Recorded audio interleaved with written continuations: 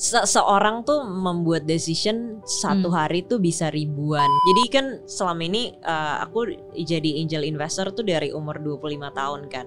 Oh wow. Iya. Tapi apa membuat apa triggernya yang membuat Mbak Ala tuh jadi tiba-tiba jadi concern banget tentang environment? Ternyata hubungan antara pollution dan mental health itu sangat amat berkaitan. Ini udah based on research. So now it's no longer just a concept, bukan hanya konsep tapi ada real actual things yang bisa karena kita lakukan. Harus kita lakuin sekarang nggak sih? Karena udah kayak darurat banget ya sih sebenarnya. Halo Amanda Santika. Halo Mbak Ala. Halo. Akhirnya kita bertemu lagi. Iya ya. Setelah berapa tahun ya? Setelah kepotong pandemi soalnya. Iya benar. Waktu itu kan pernah online ya kita ketemu. Iya kita beberapa kali. Pertama kali ketemu Mbak Ala tuh di sama-sama acara event di Jogja kalau nggak salah ya. Pokoknya kita sama-sama satu talk show, kita ngobrol. Terus abis itu ketemu Mbak Ala lagi. Kayaknya udah 6-7 tahun yang lalu. Waktu itu Mbak Ala sharing di acara podcast saya. Oh iya benar. Betul. Iya, terus setelah itu ketemu lagi pas lagi di pandemi. Karena waktu itu Mbak Ala ketemunya online. Jadi waktu itu juga sharing tentang pengalaman membuat produk ya? Membuat produk masih ingat. Ingat. Tapi waktu itu ingat banget karena online. Jadi aku di Jakarta, Mbak Ala di Bali. Lagi healing gitu. Iya, anak sekarang perlu healing. Tapi hari ini ketemu lagi di sini. Akhirnya main ke sini. Thank you so much udah meluangkan waktu. Iya, seru. Satu hal yang aku lihat konsisten dari Mbak Ala ini adalah walaupun mungkin tempat sharingnya berbeda-beda, walaupun mungkin tahunnya berbeda-beda gitu, tapi tetap yang selalu diungkapkan dan dibagikan tuh sama, selalu tentang binar.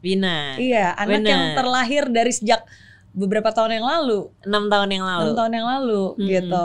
Mungkin kalau saya kan udah lebih tahu banyak ya, tapi mungkin buat yang lain yang lagi pengen tahu binar itu apa sih dan kenapa kalau Mbak Ala nih ngomong tentang binar nih selalu berbinar-binar dan selalu passionate. Iya, sesuai namanya berbinar-binar Miss Mary. Jadi mungkin aku cerita sedikit ya. Aku itu dulu waktu kecil tuh bandel dan aku tuh nggak suka sekolah, kerjanya bolos melulu. Tapi aku tuh suka belajar. Jadi waktu internet baru masuk ke Indonesia, aku belajar bikin website kan. Waktu itu aku masih umur 13 tahun, 12 tahun gitu. Di rumah ada komputer dan internet. Waktu itu internetnya masih lemot banget ya zaman itu. Masih pakai toeng Bener. gitu. Tapi ya di situ akhirnya di situ aku menemukan kayak aku suka banget ngulik sesuatu hal gitu kan. Dan dia di saat itu komputer apapun aku lakuin gitu di komputer, ngedesain, bikin musik, sampai programming gitu. Jadi di situ aku benar-benar fell in love with technology. Dan sejak saat itu aku tuh selalu kalau sekolah tuh bertanya-tanya gitu kayak kenapa sih teman-teman aku yang dapat nilai jelek malah dipermalukan di depan kelas, malah kayak akhirnya orang yang nggak bisa itu jadi nggak mau belajar lagi gitu. Jadi karena makin nggak bisa, traumatik gitu kan. Makin nggak bisa jadinya benar. Dan dari situ emang karena juga ibuku seorang guru, jadi emang dari dulu tuh aku pengen banget jadi guru sebenarnya. Tapi memang jalan hidup berkata lain ya. Aku masuk ke teknologi dulu dan sampai waktu aku membangun Gojek ya kan. Dan di situ kerasa banget bahwa talenta-talenta digital di Indonesia nih masih sedikit sekali gitu. Dan waktu itu kayak misalnya kalau sekarang mungkin aku ngomong UI UX gitu ya, orang-orang udah lumayan paham lah. Itu 2014 aku ngomong UI UX, mau nge-hire UI UX designer. Itu even orang-orang juga gak ngerti apa tuh UI UX gitu kan. Ya jadi makanya berangkat dari masalah itu. UI apa nih gitu kan. UNI gitu. Kirain gitu. Bener. Jadi akhirnya berangkat dari masalah itulah. Akhirnya aku memberanikan diri untuk keluar dari Gojek. Dan akhirnya aku inget lagi gitu, kayak aku tuh dari dulu tuh pengen jadi guru sebenarnya, dan aku pengen bikin sekolah gitu. Ya udah akhirnya aku keluar dari Gojek dan membangun Binar gitu. Karena jadi ibaratnya penggabungan sebenarnya cita-citaku dulu pengen punya sekolah dan jadi guru digabungkan dengan permasalahan yang ada sekarang, yaitu kurangnya talenta digital di Indonesia gitu kan. Dan aku menggabungkan kedua ini, dan juga sebenarnya yang kita bangun di Binar itu bukan sekedar kita ngajarin orang bisa programming, orang bisa jadi UI UX, tapi lebih dalam dari itu karena pengalamanku tadi itu gitu kan. Kayak aku suka ngeliatin kayak di dalam satu kelas tuh pasti dinamikanya ada anak yang udah pintar. Dibandingkan sama anak-anak yang baru mulai belajar, gitu kan. Dan kadang-kadang anak yang baru mulai ini akhirnya antara cuman nanya teman-teman yang pintar terus nyontek, atau mereka benar-benar ya udah gue nyerah aja deh gitu kan ya. Dan makanya di Binar itu kita banyak banget ngelakuin research untuk gimana sih membangun dinamika kelas yang lebih sehat, yang orang lebih suportif gitu. Jadi banyak lulusan-lulusan Binar yang dulunya nggak bisa ngomong, kayak ada satu anak yang waktu dia SMK itu kerjanya dibully terus kayak pas dia masuk Binar akhirnya dia tuh kayak menemukan tempat yang aman untuk dia bisa berekspresi, dan akhirnya keluar dari Binar, sekarang dia malah udah kerja untuk perusahaan Australia gitu. That's nice. Dan kayak akhirnya dia bilang kayak aku sekarang jadi berani ngomong gitu. Jadi bukan cuman testimoni kita tuh bukan cuman oh iya aku bisa jadi punya technical skills ini, tapi yang buat aku penting adalah menyiapkan seorang leader itu bukan cuman hanya sekedar technical skills, tapi hal-hal seperti itu gitu kan ya. Jadi bukan cuma kayak belajar coding, belajar programming. Tapi kita membentuk karakter. Terus mengajarkan thought process yang benar dalam solving problems gitu. Karena sekarang di masa sekarang, di masa kayak kalau kita ngomongin robots gitu kan ya, robot tuh udah bisa bahkan sekarang programming tuh udah jauh lebih gampang dari zaman aku dulu gitu kan. Karena memang toolsnya juga udah lebih canggih gitu kan.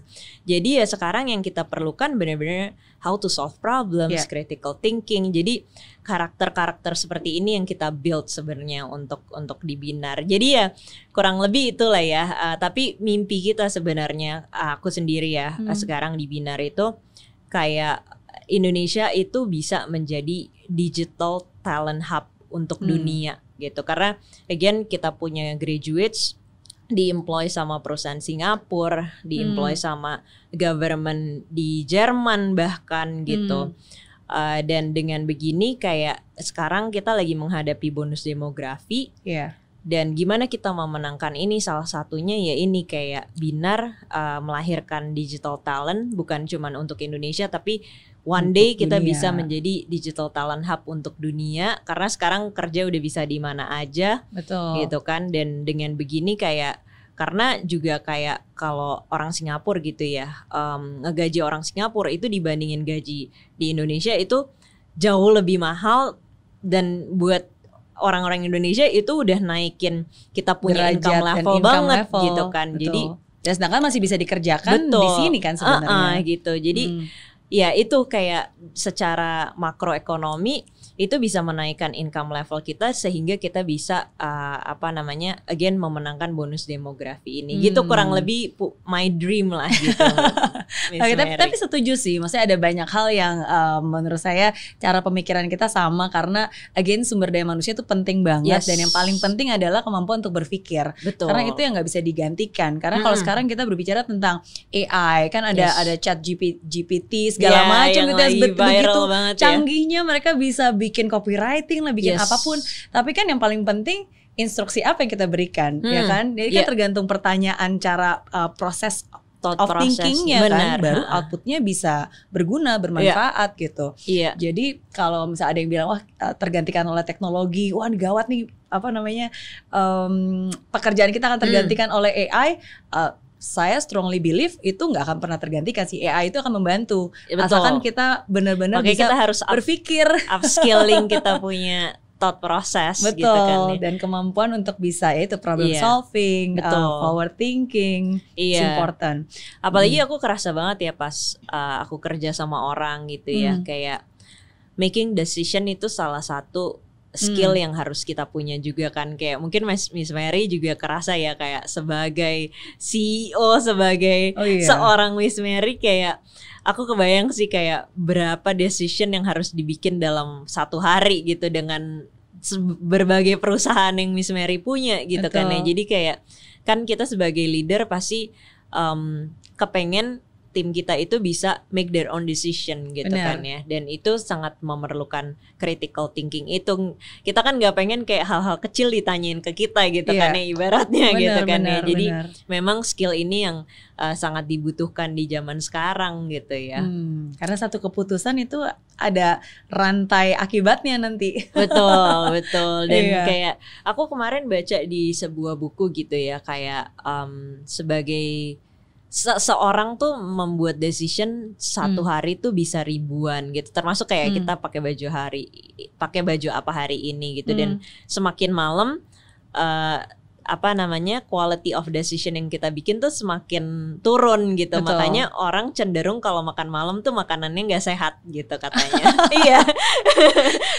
Nah jadi makanya kayak meeting yang penting tuh harusnya taruh di pagi ya. Karena kita masih masih on ya. Masih on. Iya, jadi balik lagi itu kayak ya itu yang aku selalu pesenin ke timku juga kan, kayak coba deh dengan sekarang zaman teknologi data itu, even sekarang kan desainer aja udah bisa dilihat bukan dari selera kita lagi ya, tapi kayak dari engagement gitu kan. Copywriting udah bisa dilihat dari engagementnya sebanyak apa gitu, sehingga yang ngejudge kan udah dari data, udah teknologi gitu kan. Jadi aku bilang sama timku kayak coba deh, teknologi ini udah ngebantuin kita banget untuk memberikan data, memberikan fact apa yang dibutuhkan sama audiens kita, sehingga kalian harus bisa make your own decision gitu kan. Jadi nggak perlu selalu dari top terus yang kita yang bikin decision itu gitu. Iya.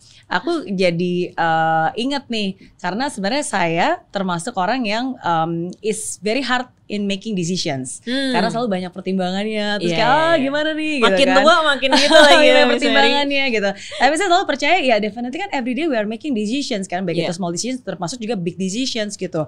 Sampai akhirnya aku tuh punya cara sendiri untuk membuat aku just go for it. Mau tahu nggak gimana tuh? Jadi karena aku punya backgroundnya teknik elektro, jadi proses thinkingnya pokoknya ya 1 dan 0 gitu kan. Jadi ya decisions itu kan of course right or wrong. Dan sebenarnya setiap kali kita make decision ada 50% chance bakalan salah, 50% chance bakal wrong gitu.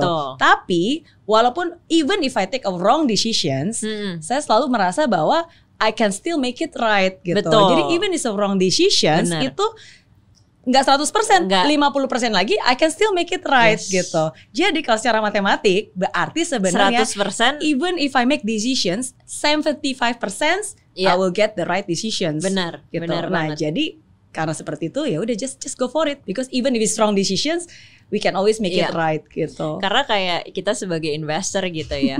Kayak ngelihat sebuah company, probability-nya cuma 2 itu gitu kan. Kita make like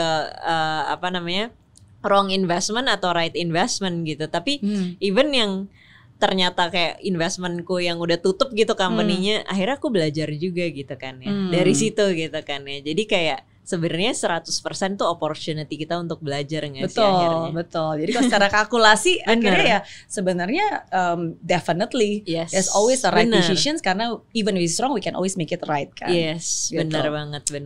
Ya ini enak ngobrol sama orang ini. Sama-sama orang teknis ya ternyata kita ya. Aku baru tahu Miss Mary ini dulu engineer berarti ya. Electrical and electronic engineer. Jadi dulu programming, dan waktu itu kayak tadi Mbak Ala bilang kan, zamannya kita zaman dulu susah. Sama dulu saya masih C++ ya kan, Linux. Iya. Wah, itu benar. Ada lagi yang apa tuh, assembly language yang paling susah. Iya. Tapi memang kita sebagai engineer tuh punya ini ya, thought processnya lebih structured mungkin ya. Betul. Kayak otak kita tuh udah kayak pasti A B C D E gitu kan ya. Benar. Dan kalau thought process itu aku masih ingat banget di dalam ketika kita mendesain itu selalu misalnya 1, 2, 3, 4 selesaiin dulu, baru abis itu mulai lagi untuk merevisi. Betul. Jadi intinya ya definitely pasti nggak sempurna, tapi diselesain dulu gitu. Yang penting jalan, execute, abis itu baru balik lagi untuk mengimprove gitu. Karena kalau nggak nanti ya there's no perfection, jadi lama banget akhirnya nggak jadi kan gitu. Jadi itu yang aku ingat. Itu sebenarnya yang kita ajarin di Binar sih, Miss Mary. Cara berpikir yang seperti itu gitu kan. Nggak semua orang kan. Ya karena kita engineer jadi kita berpikirnya structured gitu kan. Gak semua orang punya pemikiran yang structured itu. Jadi kayak di semua kita punya kayak kelas-kelas kayak even yang UI UX, product management, itu sebenarnya thought process itu yang kita ajarin sih. We can relate. Satu hal yang saya selalu lihat dari Mbak Ala nih ya, sebenarnya menarik loh perjalanannya dari yang suka bolos, tapi sebenarnya pinter, makanya pengen cita-citanya dulu pengen jadi ahli matematika, pengen jadi guru, pengen jadi menteri pendidikan, bener kan? Ya, dan of course harus geser dikit. Oke, itu sempat jadi entrepreneur juga di awal, bikin perusahaan website, bener. Cuma akhirnya memutuskan untuk udah bekerja secara profesional dulu lah. Which is I think that's the right decision, karena kan ketika kita Mbak Ala ikut membangun Gojek bersama Mas Menteri, Mas Nadiem. Ngomongnya sekarang masih Mas ya. Udah jadi menteri Mas Nadiem gitu kan. Tapi itu menjadi cikal bakal yang dilakukan oleh Mbak Ala hari ini di Binar. Kan? dan pembelajarannya banyak sih di saat kita punya leader gitu kan. Betul.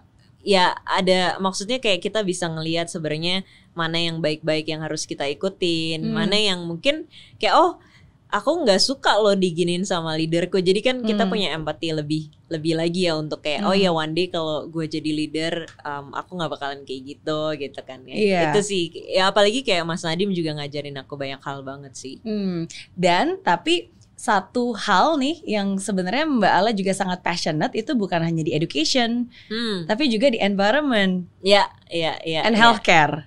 Healthcare, benar. 3 hal ini ya, education, healthcare, and environment. Oke, mungkin dijelasin dulu kenapa, why yang mana, healthcare dulu dan environment. Healthcare ya, sekarang kan aku juga di salah satu hospital chain terbesar ya di Indonesia ya. Dan waktu itu sebenarnya aku masuk ke sana karena aku mikir kayak di edukasi gitu ya. Sedangkan sekarang tuh di Indonesia angka stunting ternyata masih tinggi ya kan. Kayak gimana kita mau memberikan knowledge kalau memang capacity badannya, otaknya itu nggak mumpuni gitu kan. Jadi itu yang tiba-tiba aku dapat realization aja ya pas setelah aku masuk ke education gitu. That's true ya, karena sebenarnya kan gizi yang diasup dan kesehatan itu sangat mempengaruhi penyerapan apapun juga cara kita berpikir dan ilmu. Benar kan? Gitu kan, kayak ya kalau kita nggak sehat badannya mau sekolah juga susah gitu kan ya, simpelnya kayak gitu kan ya. Jadi makanya akhirnya aku sekarang masih belajar gitu kan di dunia ini gitu. Tapi aku dapat kesempatan untuk mempelajari lah ya dengan aku di Hermina Hospital. Terus kemudian kita ngomongin ke sustainability sebenarnya gitu ya. Environment ya? Iya. Kita ngomongin ke situ karena waktu itu aku sempat kehook banget. Jadi kan selama ini aku jadi angel investor tuh dari umur 25 tahun kan. Iya, tapi kayak aku invest banyak kan di fashion. Karena sebelum masuk teknologi sebenarnya aku berkecimpung di community fashion lah. Aku waktu itu zamannya Kaskuser. Itu aku bikin community denim hats namanya. Community denim nomor pertama di Indonesia. Baru tahu loh. Denim hats. Denim hats kayak orang-orang yang suka denim gitu. Dan akhirnya dari community itu akhirnya jadi ke sebuah community lah yang muncul fashion brand di Indonesia gitu. Jadi itu teman-temanku lah gitu kan. Makanya dulu aku bikin company pertamaku itu yang bikin website untuk fashion brand lokal di Indonesia. Sebenarnya awalnya karena aku ada di dunia itu gitu. Oke. Jadi umur 21 tahun udah punya bisnis web designer itu dari pas aku main di community tuh, pas aku bikin community itu terus muncul lah banyak brand, terus aku kayak kayaknya aku bisa provide something deh buat mereka gitu. Ya udah aku bikinin website untuk mereka jualan saat itu gitu. Nice. Nah, jadi kayak dari umur 25 itu kan aku banyak di fashion brand lah gitu. Aku invest nggak begitu banyak di digital startup ya. Terus kemudian beberapa tahun lalu aku aku tuh setiap tahun pasti aku kayak menyempatkan waktu kayak sebulan untuk aku pergi ke suatu negara untuk aku datengin conference yang ada di sana. Dan Paris itu kan memang terkenal banget sering ngomongin tentang environment dan lain-lain. Jadi aku datang ke sana lah gitu, ke salah satu conference sustainability. Dan ada satu speaker yang aku tuh kehook banget pas dia ngomong sebagai investor kadang-kadang kita lupa, kita nggak tahu kita naruh duit kita tuh di perusahaan yang seperti apa gitu. And when you want to become a conscious investor, investor yang sadar, itu kita harus tahu di mana kita taruh uang kita gitu, di mana kamu nyimpen uang kamu gitu. Nah, sejak dari situ aku kayak mikir aku karena kan investor itu kan punya andil yang sangat besar sebenarnya kan untuk ke dalam sebuah perusahaan gitu ya. Jadi sejak dari situ aku kayak meniatkan diriku gitu ya, kayak portfolio investmentku sekarang pengen aku ganti semuanya untuk aku bisa menjadi conscious investor yang lebih conscious gitu. Ya aku kalau ngomongin environment ya kayak mungkin kayak hidupku juga belum kayak 100% yang conscious banget gitu kan ya mengenai environment. Kayak aku masih sering naik pesawat gitu ya. Yang itu nggak bisa tergantikan kali, nggak ada alternatif lain. Iya, jadi mungkin kayak small steps yang aku niatkan dari diriku ya itu salah satunya kayak being a conscious investor. Dan ya aku punya portfolio di beberapa perusahaan yang memang ramah lingkungan lah gitu kira-kira. Salah satunya di solar panel juga gitu sekarang. Tapi apa membuat apa triggernya yang membuat Mbak Ala tuh jadi tiba-tiba jadi concern banget tentang environment? Karena sometimes kadang-kadang ya seringkali kan environment itu menjadi topik yang ya global warming lah, itu udah menjadi kadang-kadang nih menjadi standarnya. Kalau Miss Universe ditanya global warming jadi kayak template, tapi nggak banyak orang sungguh-sungguh mengerti apa dampaknya kalau itu tidak dilakukan dengan benar dan manfaatnya apa gitu, dan actual yang bisa dilakukan langkah kecil untuk bumi itu seperti apa gitu kan. Nah jadi tapi kan definitely pasti ada yang men-trigger dong, karena kita udah sering nih ngomong dengar global warming, eco-friendly, sustainable living gitu, tapi kan nggak nempel. Tapi apa yang membuat itu nempel dan menggerakkan Mbak Ala? Yang nempel di aku itu sebenarnya yang nempel banget itu ya tadi ya sebenarnya pas kita ngomongin healthcare gitu ya. Kita ngomongin manusia itu kan terdiri dari 3 kalau simple aku bilang, mind, body, and soul, ya kan. Nah ini juga pas aku ke Mayo Hospital di Rochester di US, itu aku belajar banget di sana itu. Bahkan kayak rumah sakit yang biasanya ngurusin badan orang gitu ya, di situ tuh semuanya di tembok-temboknya tuh mind, body, and soul gitu. Karena mereka percaya bahwa kita punya badan itu bukan cuman di drive dari kesehatan badan, tapi dari kesehatan mental juga gitu. Dari situ aku mulai mendalami gitu kan ya. Kayak sekarang kan juga kita udah mulai banget di Indonesia ngomongin mental health gitu. Kayak sekarang ibuku lagi cancer, udah stadium lanjut. Terus kayak di Mayo Hospital itu tuh 1 orang dokter badan itu ditemenin sama 1 orang dokter psikolog gitu. Karena memang perlu support 2 ini gitu kan. Dan di Indonesia itu aku sulit banget mencari, ada namanya palliative care kalau untuk supporting pasien cancer gitu kan. Karena cancer itu sakitnya tuh sakit banget dan semua painkiller udah dipakein, yang bisa kita handle, yang bisa dikontrol sama pasien itu cuman dari pikirannya aja gitu. Dan jadi ini akhirnya kayak mental health itu akhirnya aku belajar juga dari kasus mamaku gitu ya, kayak gimana kita menghandle pikiran kita itu tuh sangat amat apa ya, kayak life skill yang kita butuhkan gitu. One day misalnya kita amit-amit ya kita harus menghadapi penyakit-penyakit seperti itu, balik lagi pikiran itu nomor satu gitu. Dan dari sini aku juga ngelihat ya, balik lagi kayak sekarang teman-teman aku seneng banget kayak udah banyak yang concern mengenai mental health gitu kan. Kita udah banyak ngomongin tentang anxiety dan lain-lain. Dan based on research, ternyata kayak aku kemarin apalagi pas pandemi itu aku banyak spend time di US kan, kayak 6 bulan di sana, terus aku pulang, balik lagi ke sana gitu. Dan kerasa banget pas pulang itu mau jalan kaki itu buka masker, polusinya tuh udah parah banget gitu ya. Itu tuh aku ingat banget pas aku pulang masih harus karantina, terus aku di hotel di rooftop, cuman boleh ke rooftop gitu kan. Pas aku buka masker tuh bener-bener kayak wow gitu kan. Nah jadi terus abis gitu aku ngedalamin lagi gitu, ternyata hubungan antara pollution dan mental health itu sangat amat berkaitan. Ini udah based on research. Negara-negara yang pollutionnya tinggi itu menyebabkan anxiety, mental disorder, dan suicidal yang tinggi juga gitu. Jadi kalau teman-teman peduli dengan mental health, sekarang peduli dengan healing, artinya kita harus peduli sangat dengan pollution yang ada, terutama di Jakarta ya. Kita kayak karena kalau kita kalau kita nggak conscious sebenarnya itu yang masuk dan mempengaruhi ya. Benar. Karena environment kita sangat mempengaruhi. Gitu. Jadi sebenarnya itu juga yang mendorong aku banget sih Miss Mary, dan kalau kita berkaca ya sama negara Bhutan.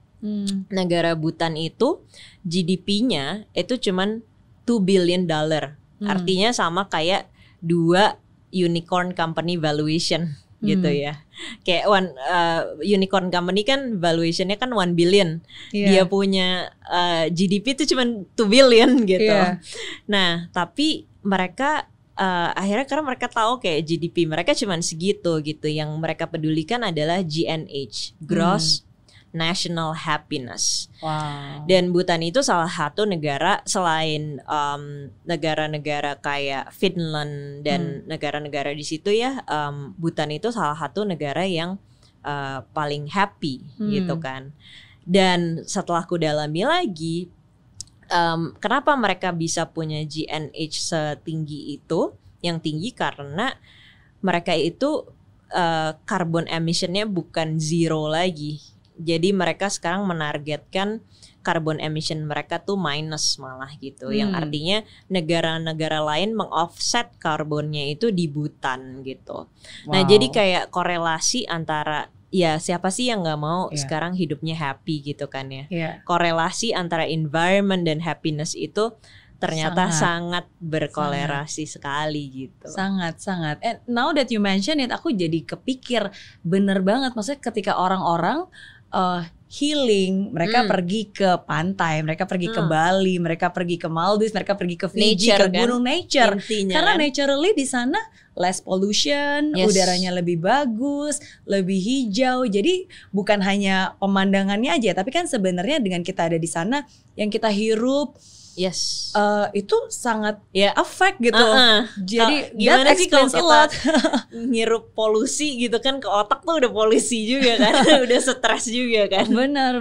Jadi itu satu hal yang tanpa kita sadari bahwa ternyata ya ketika kita peduli terhadap lingkungan, sebenarnya kita juga peduli terhadap happiness kita sendiri juga. Karena ini bukan sesuatu yang mengawang-awang atau slogan atau gerakan ya, tapi it's real. Karena yang kita hirup setiap hari kan mayoritas yang ada di sekitar kita, dan itu nggak sadar, nggak kelihatan. Kalau makanan kita bisa lihat, kita bisa pilih. tapi udara kan kita nggak bisa. Iya. Ya, tapi kita bisa lakukan langkah kecil untuk bisa membuat itu lebih baik lah. Iya, langkah kecil untuk bumi. Langkah kecil untuk bumi. Iya, jadi mungkin selama ini kan yang kita lihat kayak laut kita kotor, kemudian kayak ikan-ikan pada makan plastik gitu ya. Mungkin kayak nggak kerasa langsung ke diri kita tuh apa gitu kan ya. Itu ternyata kayak sesimpel keluar deh dari ruangan ini, ngirup polusi gitu kan ya. Itu udah nggak enak banget rasanya. Jadi anxiety. Betul. Bisa jadi seperti itu ya. Itu kenapa juga kayak pas kemarin ya pandemi sekarang kan udah bisa dibilang udah jadi endemi, kemudian orang-orang udah mulai balik ke kantor gitu ya. Akhirnya Binar memutuskan untuk kita nggak balik ke kantor. Kita work with responsibility. Oke, nah itu dia yang saya mau tanya. Berarti langkah kecil untuk bumi aplikasinya apa di dalam ini salah satunya di dalam Binar sendiri. Salah satunya adalah work with responsibility, ini yang artinya semua karyawan Binar bisa kerja di mana aja gitu. Karena aku balik lagi mikirin mengenai happiness juga kan ya. Tapi ini pasti ada pros and cons-nya gitu kan ya. Miss Mary pasti juga punya pendapat sendiri gitu. Tapi kayak yang waktu itu aku pikirkan saat itu adalah apalagi di Jakarta ya, kantor kita yang di Jakarta ya. Aku tuh kebayang kayak timku yang rumahnya itu kayak di Jakarta yang di pinggir gitu kan, yang kayak mau ke kantor aja tuh kayak effortnya tuh masih naik kereta gitu kan, masih desek-desekan, atau kayak yang naik motor perjalanan 3 jam 2 jam gitu. Selain mereka punya badan udah capek, udah stres juga, mesti menghadapi semua kemacetan dan semua ini.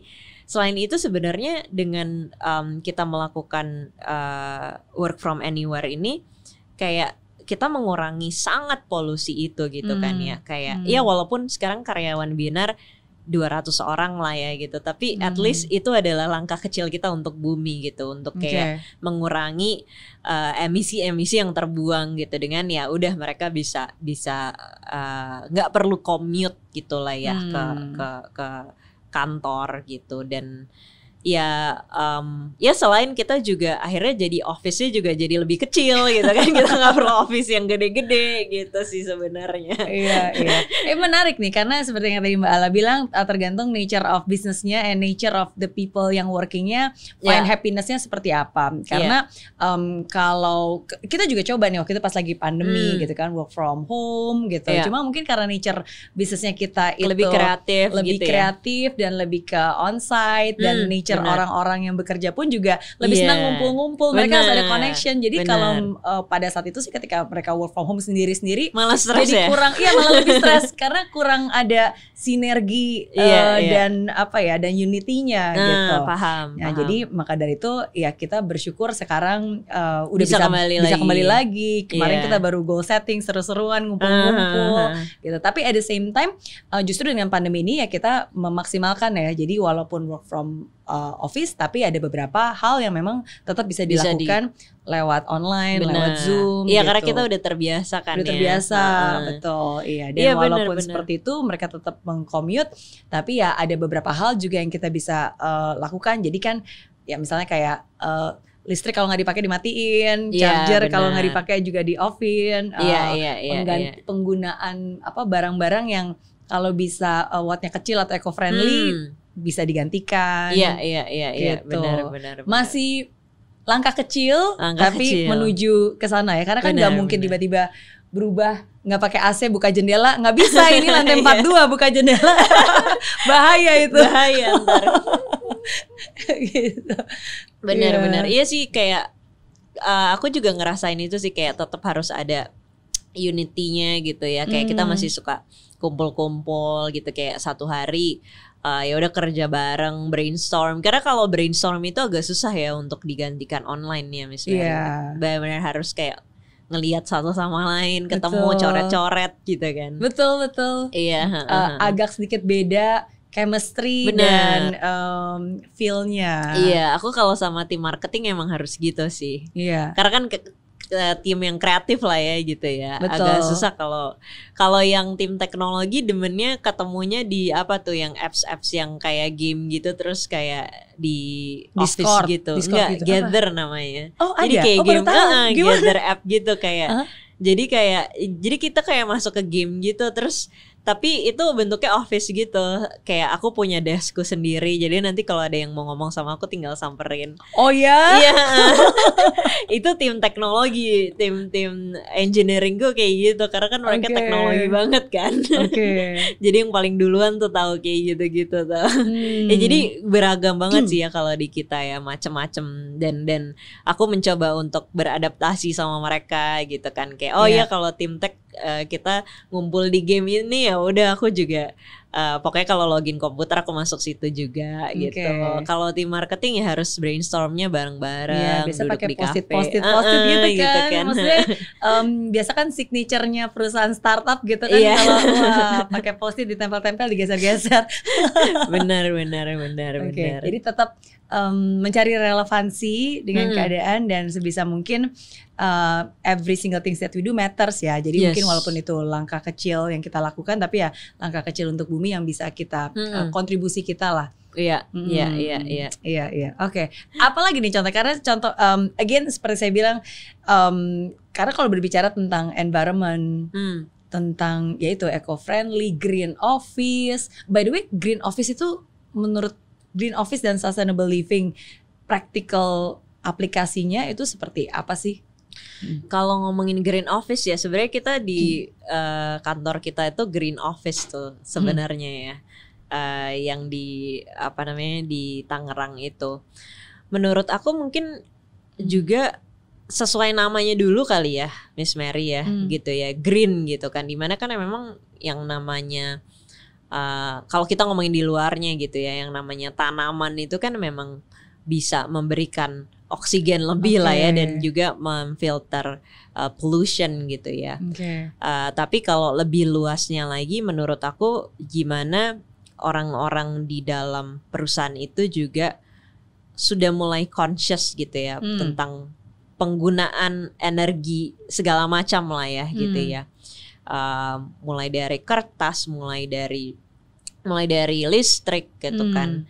Nah, jadi mungkin langkah-langkah kecil ya sebenarnya mungkin kita sebagai leader bagaimana kita juga memberikan awareness itu juga ya kepada seluruh karyawan gitu kan. Bagaimana sih hal-hal kecil apa yang bisa kita lakukan gitu. Mungkin juga dengan kita menggunakan device yang lebih ramah lingkungan juga gitu ya. Kayak sekarang kan sebenarnya udah mulai banyak juga kayak kita lagi ngomongin Epson gitu ya. Kayak ternyata kayak tintanya udah eco-friendly gitu kan kayak itu bantuan teknologi banget ya zaman sekarang ya kayak aku nggak kebayang kayak tinta eco-friendly gitu kan ya tapi kayak itu yang dilakukan ya sekarang device sekarang udah makin mengarah ke sana dan waste-nya juga bisa diminimalisasi sehingga penggantiannya nggak terlalu sering jadi waste-nya juga berkurang gitu kan.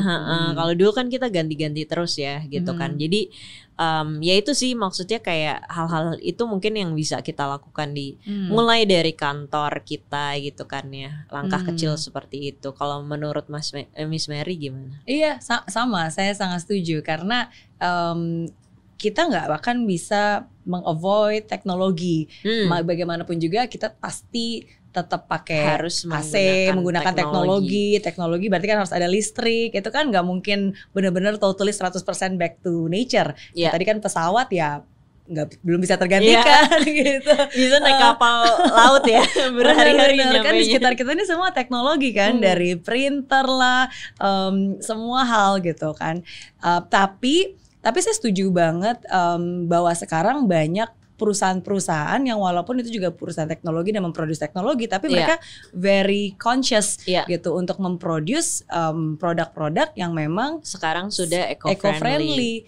Jadi balik lagi seperti yang kayak tadi Mbak Ala bilang kalau waktu itu di Prancis di Paris gitu kan bahkan investor dari dunia aja mereka sudah mengarahkan di mana kamu invest. Dan sometimes sekarang itu juga menjadi salah satu appetite para investor ya untuk nanya is this company yang I'm investing mereka nih peduli nggak sih dengan dengan sustainability living dan growth ini gitu. Iya. Dan menurut saya sama seperti mungkin zaman dulu kita jadi lebih conscious dengan apa yang kita makan organik karena kita tahu apa yang masuk ke tubuh kita itu ada komponen-komponennya. Menurut saya sekarang pun lebih banyak orang akan lebih aware terhadap produk-produk yang kita gunakan. Karena kita pikir itu nggak ada hubungannya langsung, tapi itu sangat berhubungan dengan yang tadi kita omongin environment semuanya. kita, ya kan? Apa yang kita hirup. Ya sampah-sampah tadi kan kalau kita benerin urutin rantainya kan itu jadi sampah jadi masuk ke air itu berarti kan masuk ke ikan-ikan, semua hal yang berhubungan itu sangat efek banget. Benar. Nggak jauh sebenarnya. Iya sekarang kan makin banyak ya brand-brand yang sudah ke arah sana gitu ya. Aku juga ada beberapa brand baju yang aku suka banget gitu kan, kayak mereka sudah sangat peduli mengenai sustainability environment gitu ya.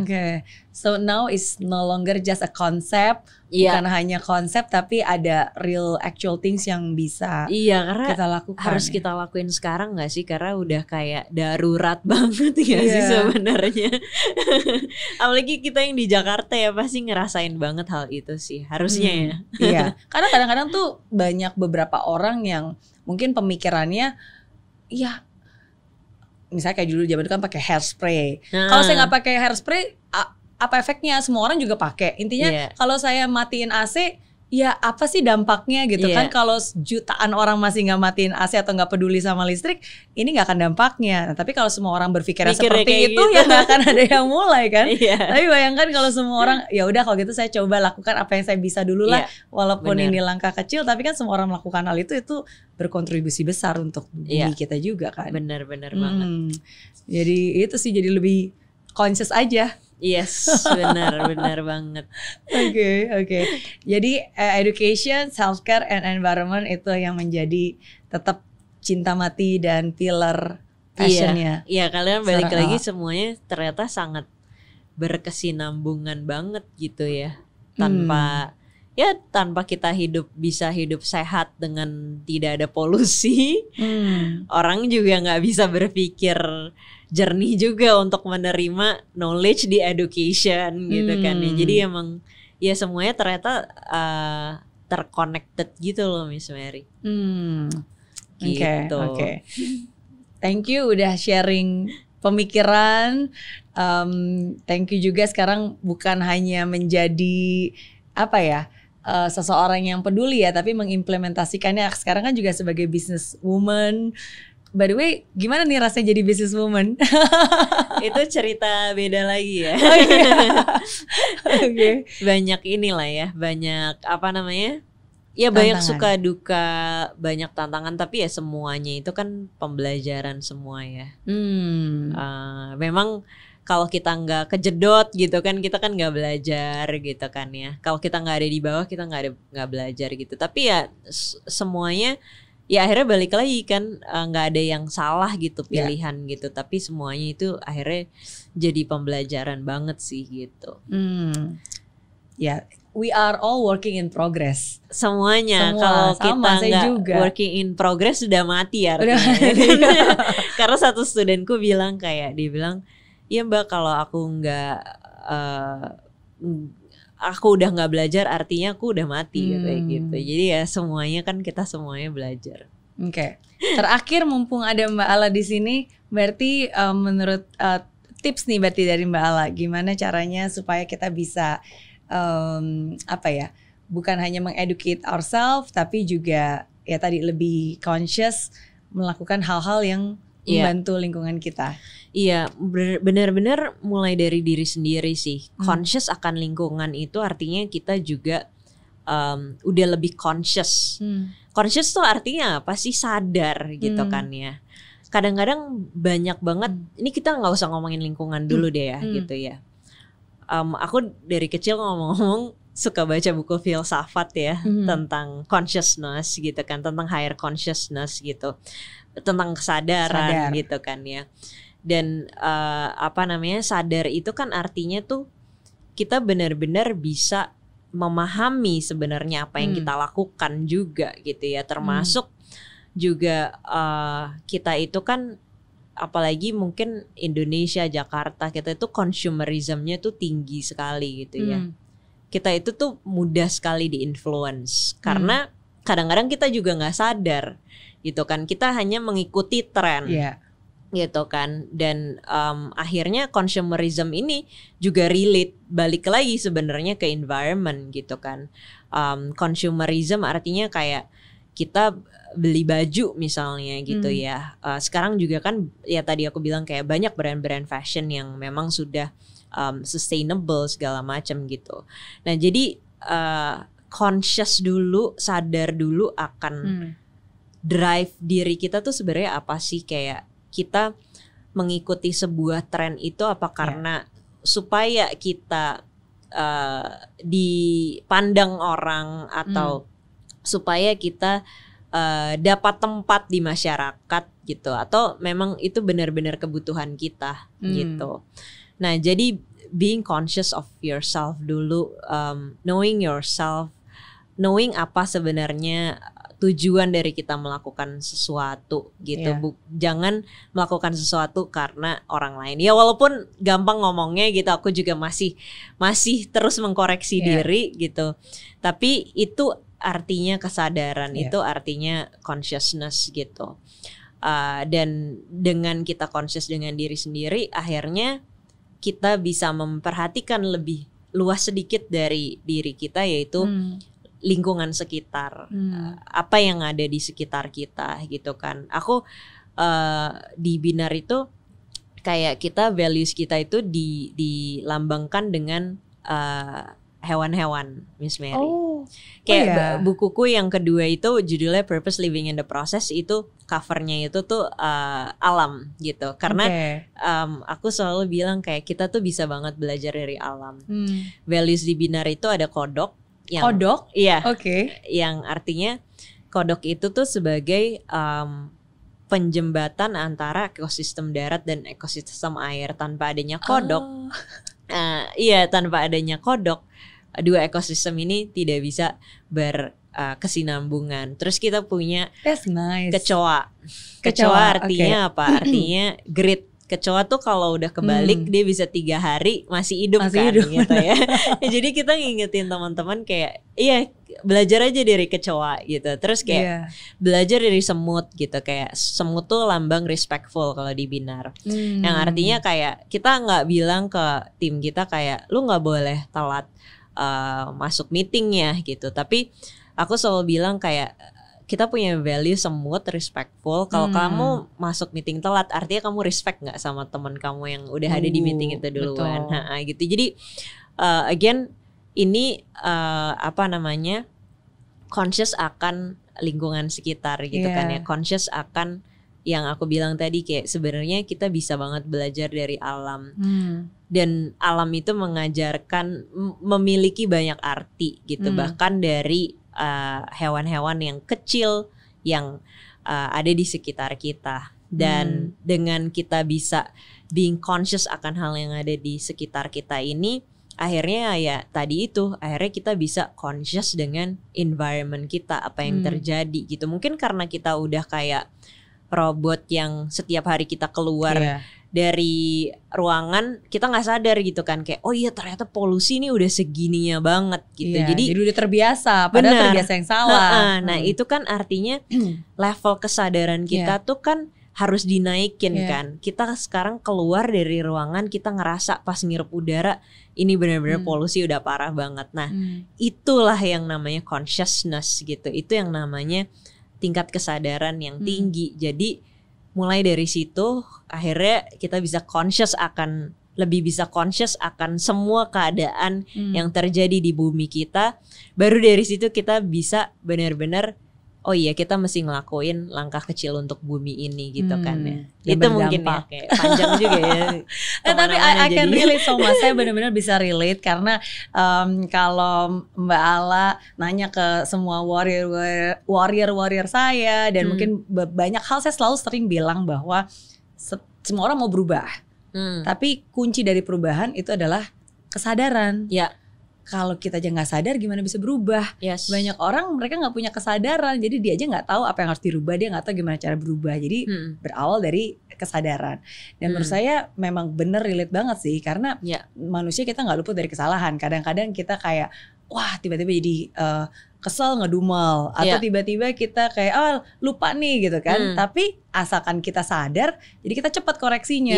Yang lebih parah kan dia aja nggak sadar bahwa itu salah gitu. Apalagi lebih parah lagi kan, udah jadi terbiasa malah yang salah jadi benar gitu. Padahal kan nggak seperti itu. Nah tapi ketika kita sadar nih, punya kesadaran ya, kita baru melakukan sesuatu. Ya walaupun itu mungkin ya langkah kecil untuk bumi, langkah kecil untuk diri kita, tapi itu ya satu langkah menuju perubahan. Ini satu lagi yang aku jadi keingetan, kita ngomongin ilmu stoik, kita ngomongin filsafat gitu, selalu ngomongin bahwa yang bisa kita kontrol itu adalah diri sendiri kan. Kita nggak bisa mengontrol apa yang terjadi di luar diri kita gitu. Itu tadi yang aku tiba-tiba keingetan pas Miss Mary bilang, kalau kita selalu ngomong kayak ya nggak apa-apa lah pakai hairspray, orang-orang semuanya juga pakai gitu kan. Itu kan sebenarnya kan yang bisa, kita cuma bisa mengontrol diri kita sendiri gitu kan. Jadi emang benar-benar mesti mulainya dari kita gitu. Kita juga di Binar tuh ada kita punya graduate profile ya. Jadi lulusan-lulusan Binar ini memiliki yang kita sebut 16 binaristik gitu, binar karakteristik gitu ya. Dan dari 16 itu kita kelompokin 3. Yang pertama ourself, kedua our society, dan our planet gitu. Jadi kita benar-benar mulainya dari diri sendiri dulu. Kayak kita harus punya self awareness gitu kan. Kita punya self compassion, kita punya curiosity, baru abis itu kita berangkat ke our society, gimana kita bisa menghargai orang lain gitu. Kemudian baru kita bisa membantu planet kita. Tapi ya selalu dimulai dari hal yang terkecil, yaitu from ourselves gitu kan, dari diri kita sendiri. That's true. Thank you so much sudah men-sharingkan pengalamannya, pembelajarannya, aplikasi-aplikasinya, dan yang paling penting I'm very grateful sih kita bisa bertukar pikiran, karena hanya dengan bertukar pikiran kita kan jadi tahu lebih banyak, dan we can always do something kan. So always start from here kan. Apa yang kita pikirkan nanti itu akan kita kerjakan, dan itu akan kita dapatkan juga. Sukses terus. Thank buat you, Miss Binar. Mary. Kapan-kapan aku kunjungin ke rumah masing-masing lah ya. Ke rumah masing-masing. Enggak, pasti banyak event-eventnya juga. Oke. Thank you. Sukses selalu. Sehat selalu juga buat Mbak Ala. Thank you.